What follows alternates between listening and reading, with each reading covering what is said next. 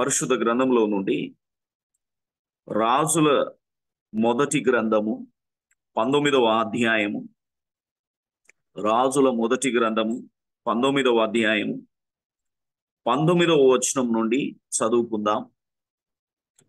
రాజుల మొదటి గ్రంథము 19వ అధ్యాయం 19వ వచనం నుండి. ఏలియా అచ్చట నుండి పోయిన తరువాత అతనికి షాపాతు కుమారుడైన ఎలీషా కనబడెను. అతడు తన ముందరనున్న 12 అరకల ఎడ్ల చేత దుక్కి దున్నించుచు 12వ అరక తాను తోలుచుండెను. ఏలియా అతని చేరబోయి తన దుప్పటి అతని మీద వేయగా అతడు ఎడ్లను విడిచి ఏలియా వెంట పరుగెత్తి, నేను పోయి నా తల్లిదండ్రులను ముద్దు పెట్టుకొని తిరిగి వచ్చి నిన్ను వెంబడించదనని చెప్పి అతనిని సెలవడగగా అతడు పోయి రమ్ము, నా వలన నీకు నిర్బంధము లేదని చెప్పాను. అందుకు అతడు నిన్ను విడిచి వెళ్ళి కాళ్ళను తీసి వధించి వాటి మాంసమును బోర్తినొగల చేత వంట చేసి జనులకు వడ్డించెను.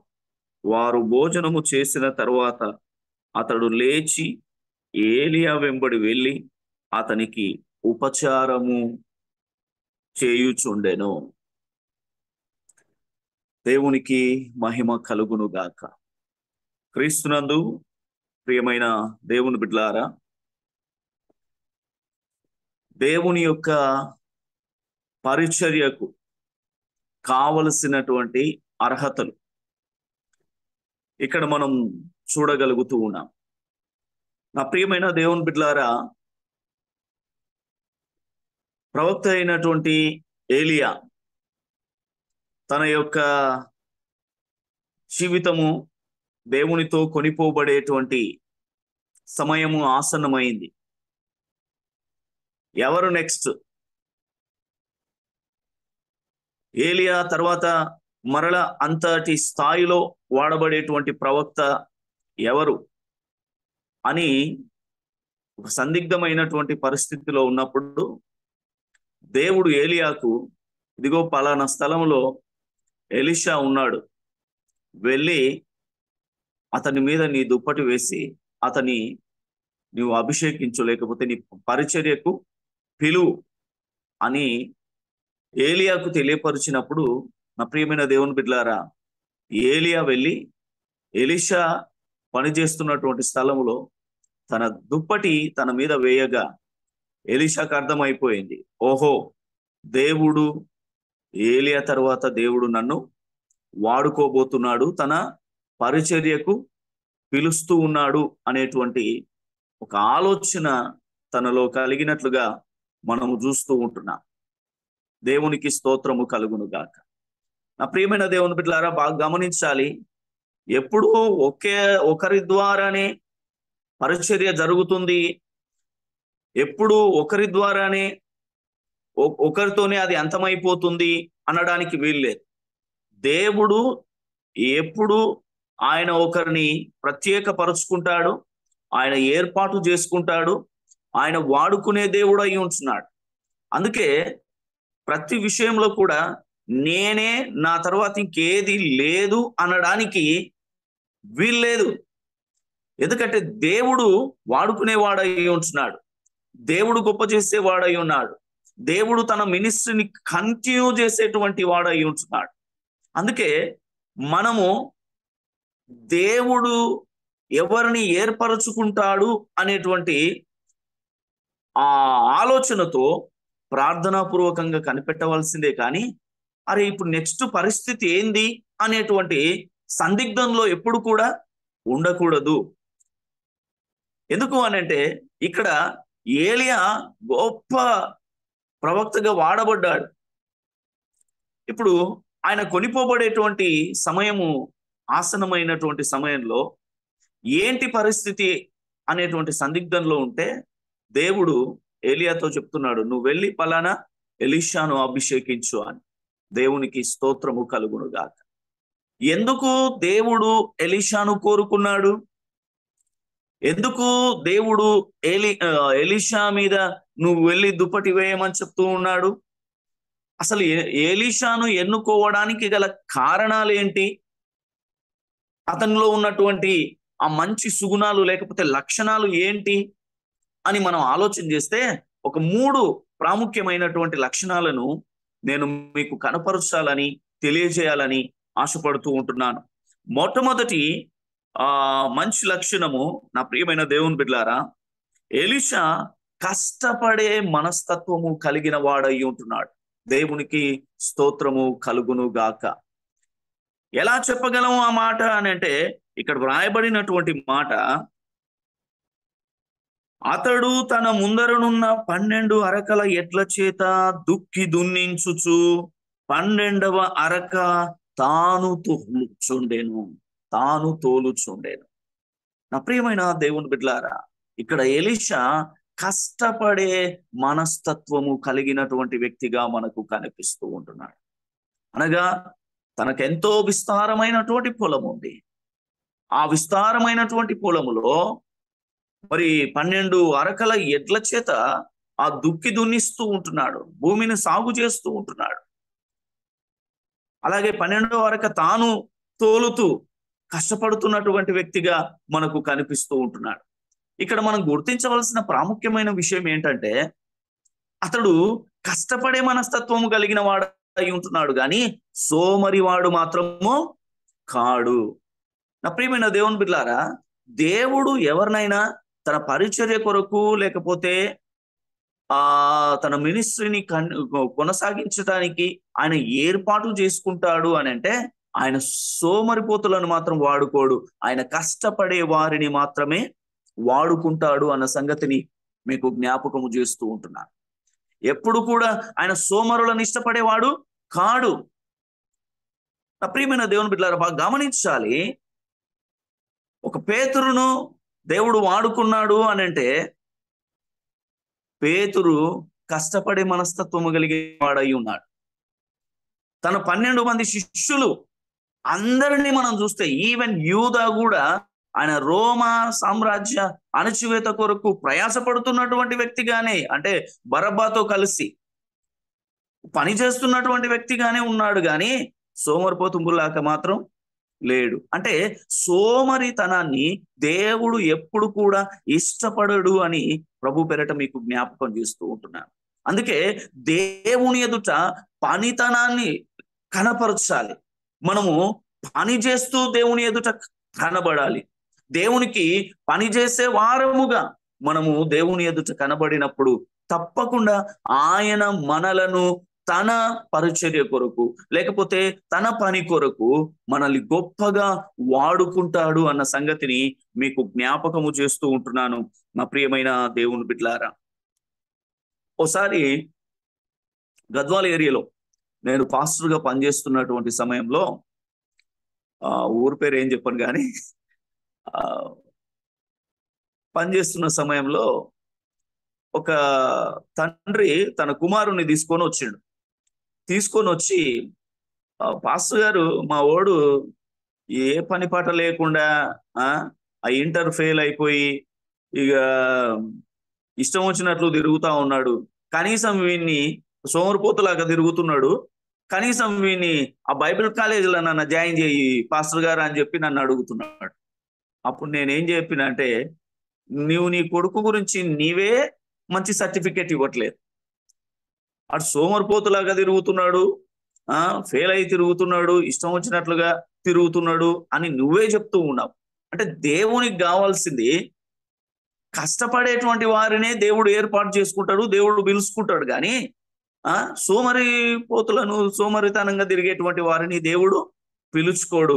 నీ కొడుకు కష్టపడేటువంటి మనస్తత్వము కలిగిన వాడైతే నేను చెప్పనవసరం లేదు, దేవుడే పిలుచుకొని తప్పకుండా దేవుని పని కొరకై తాను తప్పకుండా వాడుకుంటాడు అనేటువంటి విషయాన్ని చెప్పడం జరిగింది.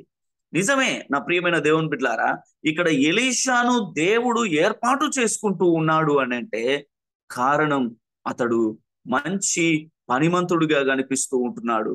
దేవునికి మహిమ కలుగునుగాక. అందుకే దేవుని ఎదుట మనము పరిచర్య చేసేటువంటి వారముగా లేకపోతే కష్టపడేటువంటి మనస్తత్వం కలిగిన వారముగా మనం దేవునికి మనల్ని మనం కనపరుచుకోవలసిన అవసరత ఉంది. అప్పుడు దేవుడు మనల్ని తన పరిచర్య కొరకై వాడుకుంటాడు అని ప్రభు పేరట మీకు జ్ఞాపకము చేస్తూ ఉంటున్నాను.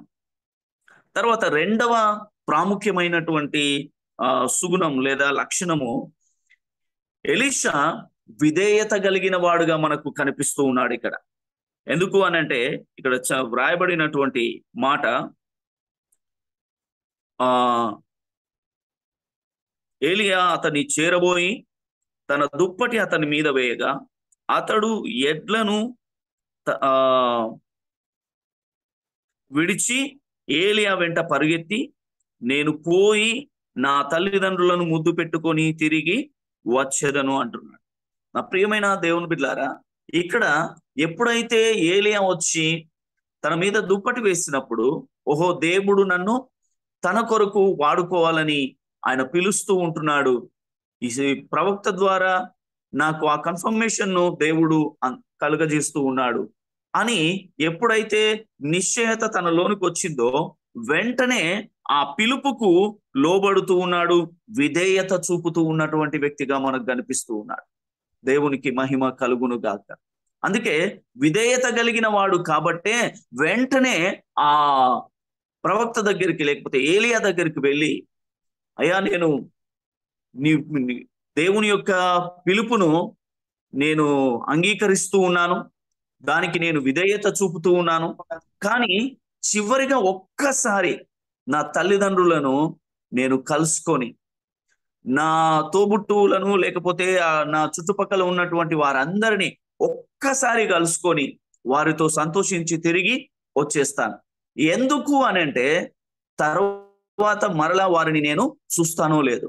నిజంగా నా ప్రియమైన దేవుని బిడ్డలారా, దేవుడు మనల్ని పరిచర్య కొరకై పిలిచినప్పుడు, దేవుడు మనల్ని వాడుకోవాలనుకున్నప్పుడు, ఇంకా ఆయన మనకు పని అప్పగిస్తే పూర్తిగా దాని మీదనే ధ్యాస పెట్టాలి. కానీ ఇక మనము మరలా తల్లిదండ్రుల దగ్గర పోయి ఉంటా, వారితో కలిసి లేకపోతే నా చుట్టుపక్కల వారితో కలిసి హ్యాపీగా ఉంటూ దేవుని పరిచర్య చేస్తా అనడానికి వీలు లేదు. ఎందుకనంటే ఒక్కసారి దేవుడు ఏర్పాటు చేసుకుంటే ఆయన ఎక్కడెక్కడికి తీసుకుపోతుంటాడో, ఎక్కడెక్కడ తీసుకుపోయి నిన్ను వాడుకుంటాడో తెలియదు. అప్పుడు నీ తల్లిదండ్రులను చూడడానికి కూడా నీకు అవకాశము ఉండదు.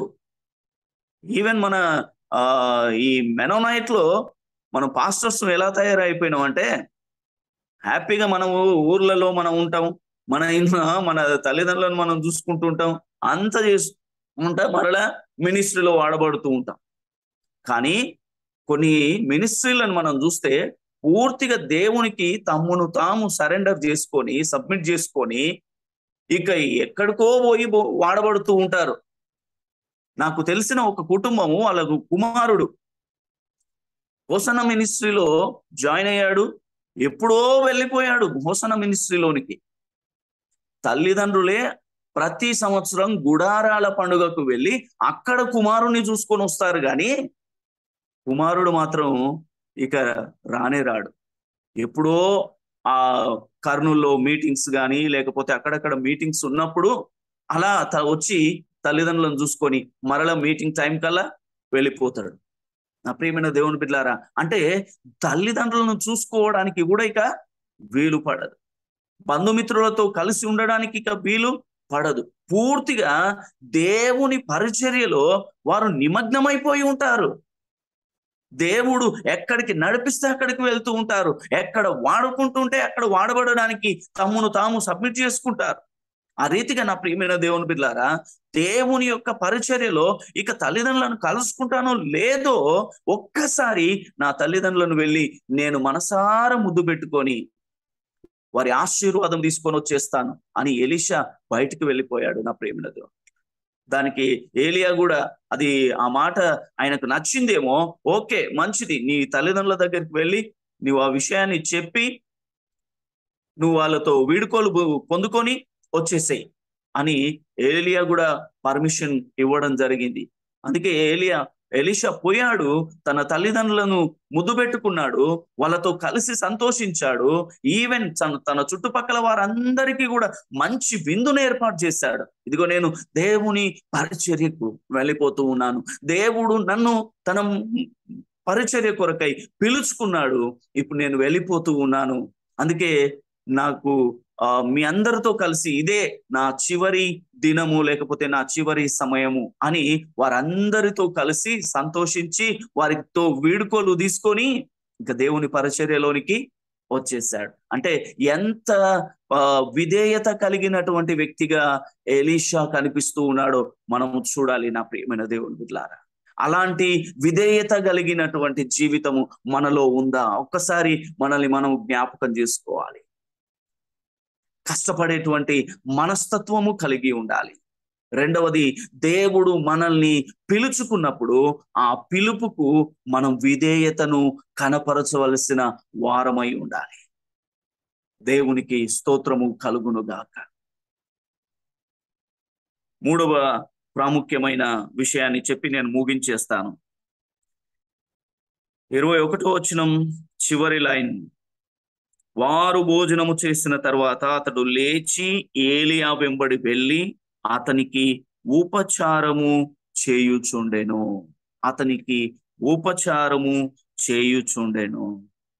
నా ప్రియమైన దేవుని బిడ్డలారా, ఎలీషా కష్టపడే మనస్తత్వం కలిగిన వాడు మాత్రమే కాదు, ఎలీషా విధేయత కలిగిన వాడు మాత్రమే కాదు, ఎలీషా పరిచర్య చేసేటువంటి మనస్తత్వము కలిగిన వాడు.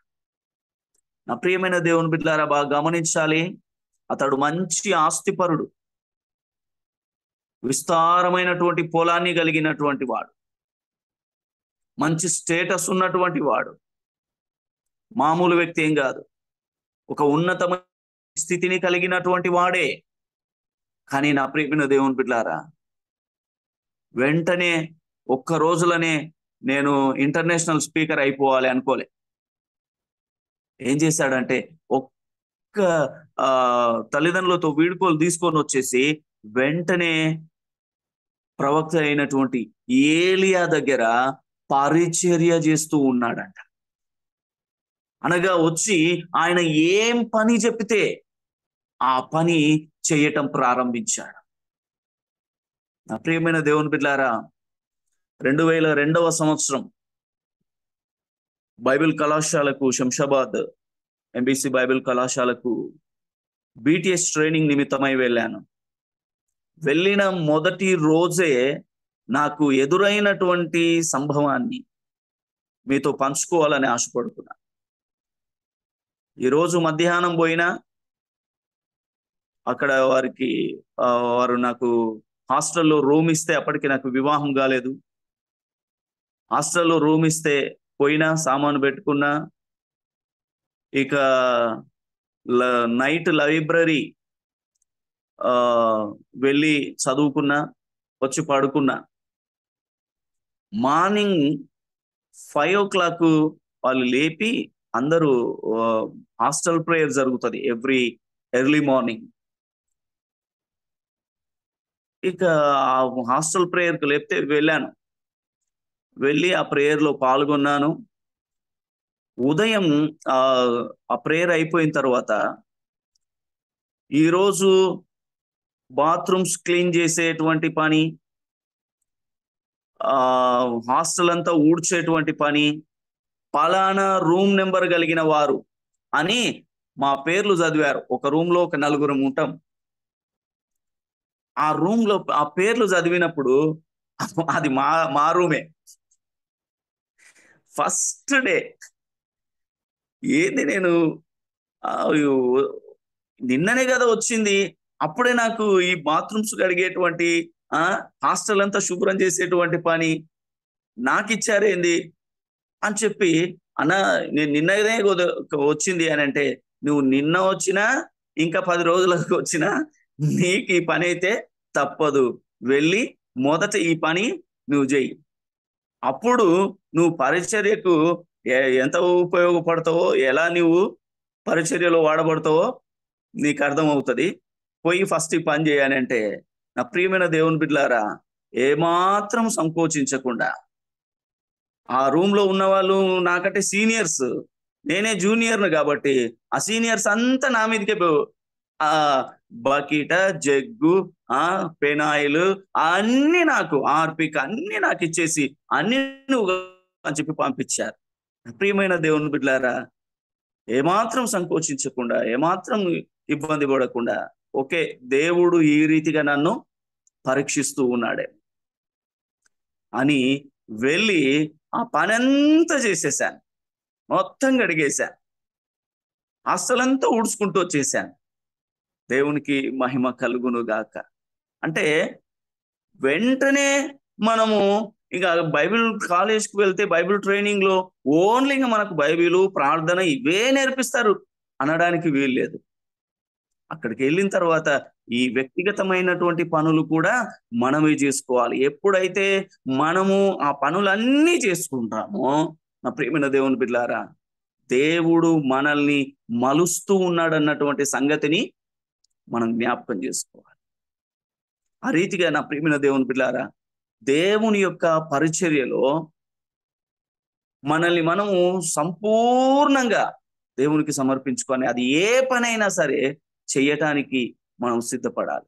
ఇక్కడ ఎలీషా భక్తుడు ఇప్పుడు నేను ఎక్కడికెక్కడికి వెళ్ళి సేవ చేయాలి అనేటువంటి ఆ ఆలోచన లేకుండా ప్రవక్త అయినటువంటి ఏలియా గారి దగ్గరికి వచ్చి ఆయనకు పరిచర్య చేస్తూ ఉన్నాడు.